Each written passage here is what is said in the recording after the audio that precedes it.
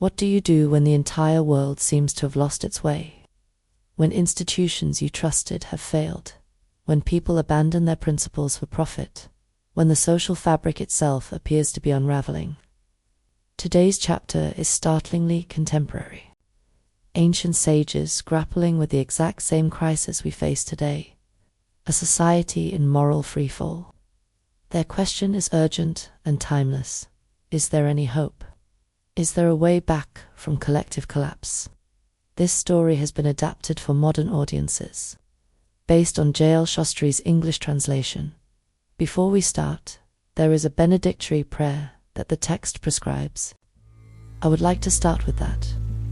I meditate on Shiva, the Lord of Ambika, auspicious from the beginning to the end, having no parallel, the noble Lord, the unaging and the undying, the Lord of Atmans, the five-faced God and the dispeller of the five powerful sins. Om Namah Shivaya. Vyasa, the great compiler of wisdom, began his narration. Sages of enlightened souls, devoted to truthful practices, powerful and blessed, were performing a magnificent sacrifice at the confluence of the Ganga and Yamuna rivers in the most sacred city of Prayaga, that great holy center, the very path that leads to the realm of Brahma himself. When news reached them that this sacrifice was taking place, Sutha, the disciple of Vyasa, that great sage who was an excellent scholar in all the Puranas, arrived there to see the sages. The sages were absolutely delighted upon seeing him. They received him with due hospitality and showed him every mark of respect and adoration. After the formal welcome was completed, these noble sages, highly pleased with his presence, addressed him with complete humility, their palms joined together in reverence. The sages said, "O Ramahashana, you who are all-knowing, through your tremendous good fortune, you have received from Vyasa the entire body of Puranic knowledge, the profound wisdom filled with the deepest meanings. You are therefore a repository of wonder-inspiring stories.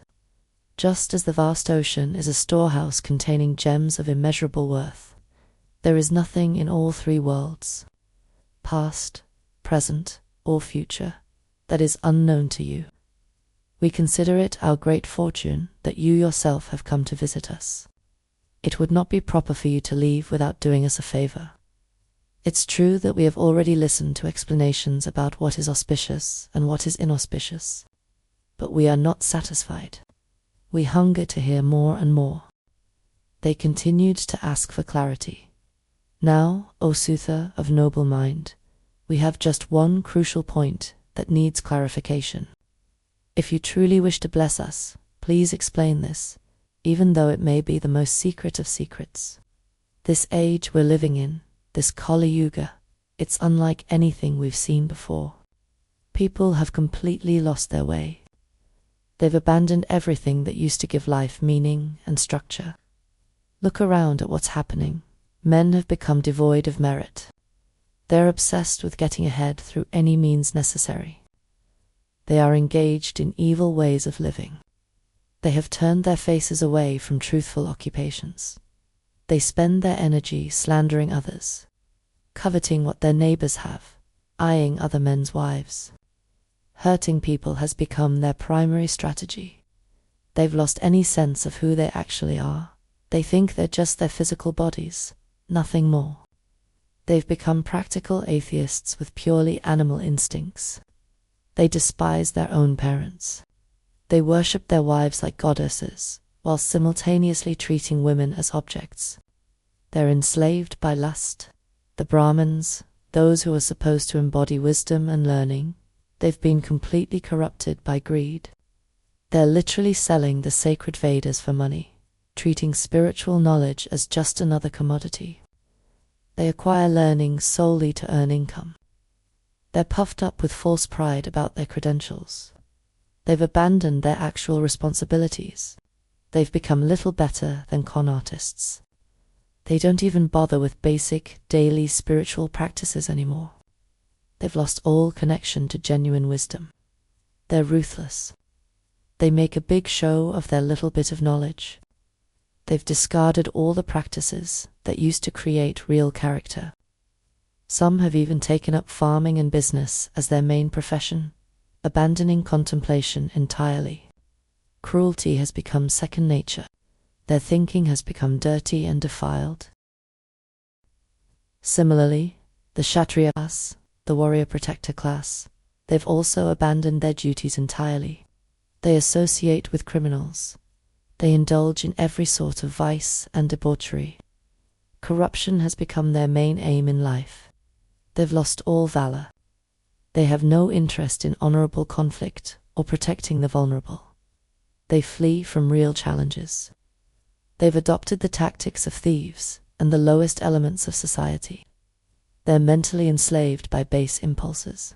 They've given up the practice of noble martial arts. They no longer consider it their duty to protect cows, Brahmins, or anyone seeking refuge.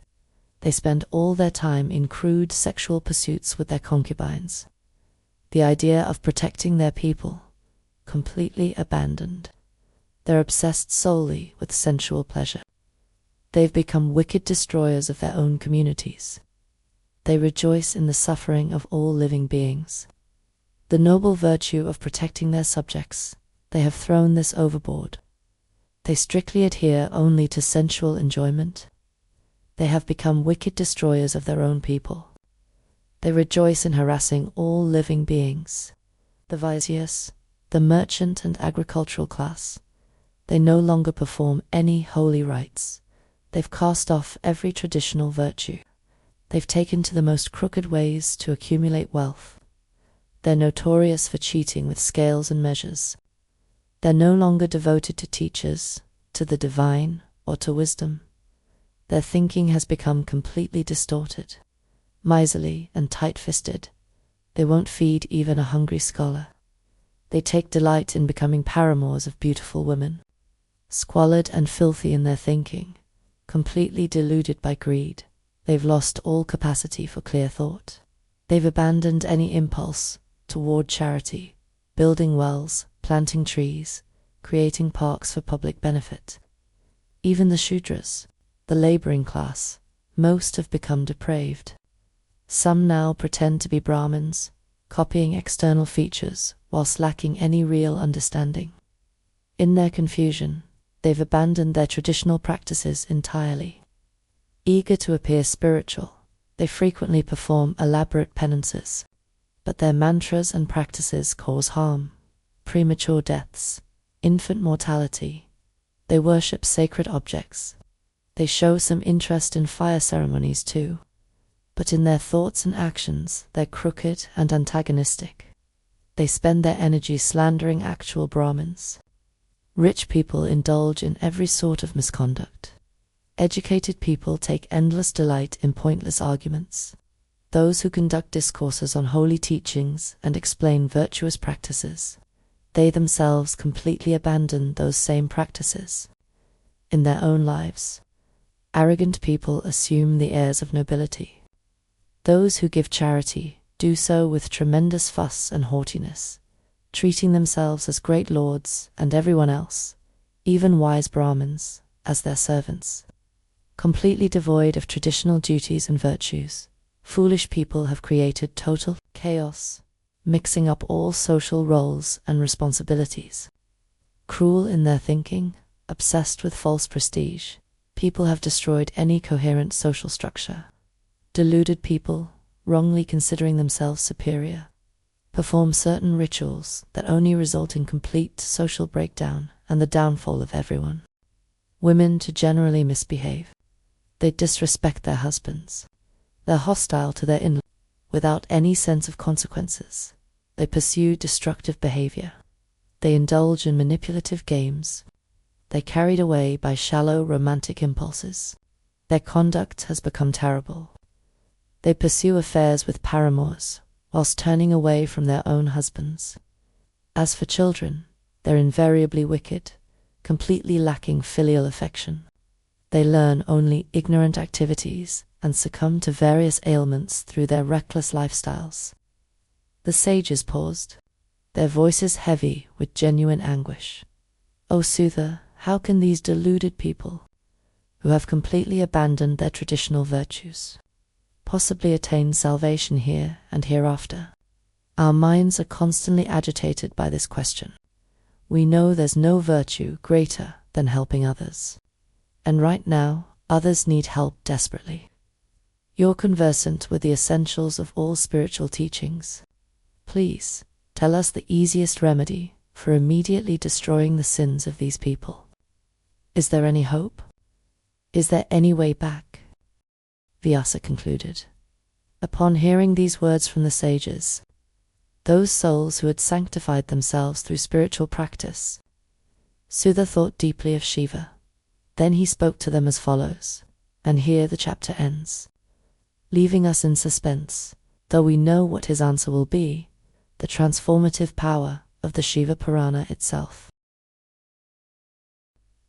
Now, does this sound like a mirror held up to our own time? Let's be honest about what we just heard. Reading this ancient text feels uncomfortably like scrolling through today's newsfeed, doesn't it?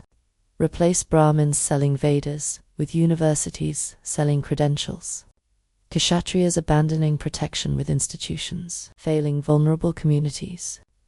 Merchants cheating with scales with corporations, engaging in fraud, and you have our world, as it is now. Here's the uncomfortable twist. What if this ancient text isn't just another "the world is going downhill" rant, but a surprisingly sharp X-ray of the exact moment we're living in? Every age believes it's witnessing unprecedented decay. Socrates thought writing would ruin young minds, but this feels different. The text isn't scolding the young or defending tradition. It's describing what happens when a society's inner scaffolding, its shared meanings, responsibilities, and moral anchors, collapses faster than anything coherent can replace it. And suddenly the diagnosis feels less like conservative fear-mongering and more like a mirror we're afraid to look into. Strip away the Hindu context and the diagnosis feels eerily current. We're living through a civilizational meaning crisis, as traditional beliefs fade without compelling secular narratives to replace them. Our institutions have lost public trust. We're hyper-connected, yet socially atop. Identities of every kind are contested and fluid, and social media rewards performative virtue over actual character. In that sense, maybe we are in Kali Yuga, not a mystical era, but a recurring social condition where coherence gives way to fragmentation. And yet, true to the Hindu philosophy, the sages aren't despairing. They are asking questions. They are seeking remedies. They believe transformation is still possible, hard but possible, and that individual integrity can seed collective renewal. That's the hidden hope, when everything feels like it's falling apart. The most radical act may be simply refusing to participate in the decay. Telling the truth, keeping commitments, practicing compassion, creating beauty, believing in the higher power, not as performance, but as orientation, which leads to the real questions. How much of this critique reflects our actual moment, and how much is timeless grumbling? Where am I participating in the very dysfunctional lament? What does integrity look like in my daily choices? Can inner transformation really ripple outward, or is that wishful thinking? And perhaps the biggest question, is there a path back from collective unraveling, or do these cycles simply run their course? The chapter ends with the crisis laid bare and the remedy still unsaid, leaving us right on the edge, waiting for the answer. In our next episode, we'll hear Sudha's response, which, as you might guess, involves the transformative power of the very stories we've been exploring together. What resonates most with you from this chapter? Share your thoughts in the comments below. Don't forget to subscribe and ring the notification. Until next time, keep questioning, keep practicing, and keep dancing with the mystic.